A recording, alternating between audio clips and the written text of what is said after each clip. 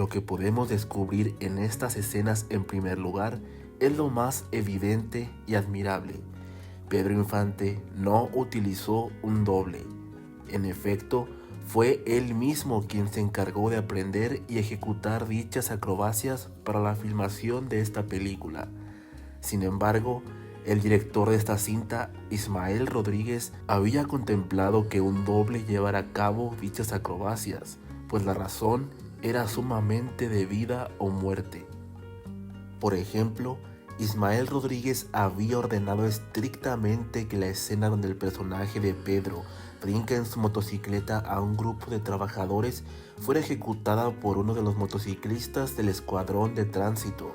Sin embargo, cuando Ismael dio la orden para empezar a filmar, su sorpresa fue al ver a Pedro Infante en su motocicleta habiéndole ganado el paso al motociclista y realizando él mismo la hazaña, haciéndolo estupendamente bien para alivio de Ismael. Algo parecido a lo que vemos al final de A Toda Máquina, cuando los personajes de Pedro y Luis Aguilar se adelantan y atraviesan juntos la casa en llamas cuando se suponía que otro realizara la suerte. Ismael Rodríguez en realidad no deseaba que Pedro Infante realizara ninguna de las escenas de acrobacias, pues la vida de Pedro corría peligro. La razón era que recientemente Pedro había tenido ya su tercer accidente de aviación en Zitácuaro, Michoacán, en compañía de su pareja Lupita Torrentera, quien aún vive al momento en que realizamos este video. La gravedad de las heridas que Pedro Infante obtuvo, a cualquier persona lo habrían mandado al otro mundo, pero increíblemente Pedro salió con su propio pie a buscar ayuda, mientras en su cabeza ensangrentada se podía observar un enorme agujero que dejaba ver parte de su cerebro. Tras la cirugía, debido a que Pedro perdió para siempre esa parte del cráneo, su piel era lo único que protegía su masa encefálica y nada más. Una auténtica pesadilla para cualquiera, pues en la medicina es sabido que es suficiente cualquier daño en el cerebro, por más pequeño que sea, para causar daños terribles y permanentes en la persona. Los doctores temían por su vida, mínimo esperaban un sinfín de secuelas, pero hablar de todos estos detalles, así como del cambio de personalidad que Pedro Infante sufrió y que sus familiares notaron en él, nos tomaría otro video. Si les gustaría que hablemos de ello, háganoslo saber en los comentarios. Los doctores fueron claros con Pedro al advertirle que cualquier golpe en la cabeza podría costarle la vida. Ismael Rodríguez estaba al tanto de ello.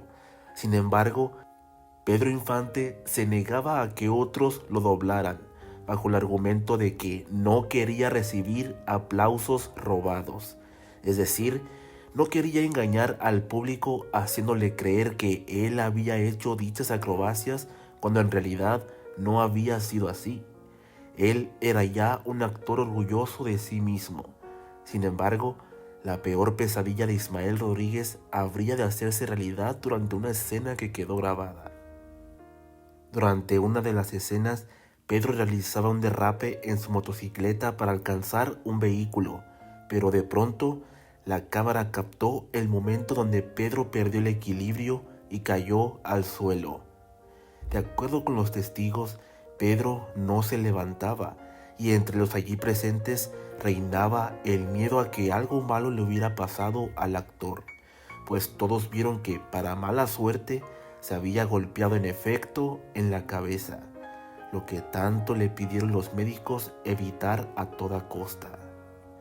Ismael seguramente ya se veía con un pie en la cárcel por negligencia, pero para su alivio, todos vieron cómo Pedro comenzó a ponerse de pie, aunque el golpe logró hacerle sangrar peligrosamente en la frente.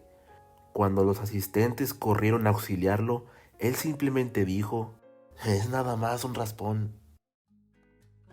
Curiosamente, cuando Ismael terminó de filmar las dos películas, el Escuadrón de Tránsito del Distrito Federal lo nombraron a él, a Luis Aguilar y a Pedro Infante comandantes honorarios, algo que Pedro Infante se tomaría muy a pecho, pues en sus descansos tenía la costumbre de ir a levantarle infracciones por diversión a los civiles, y tal era la sorpresa de las víctimas al ver que quien les levantaba la multa era el mismísimo Pedro Infante, quien al final y entre carcajadas se las perdonaba.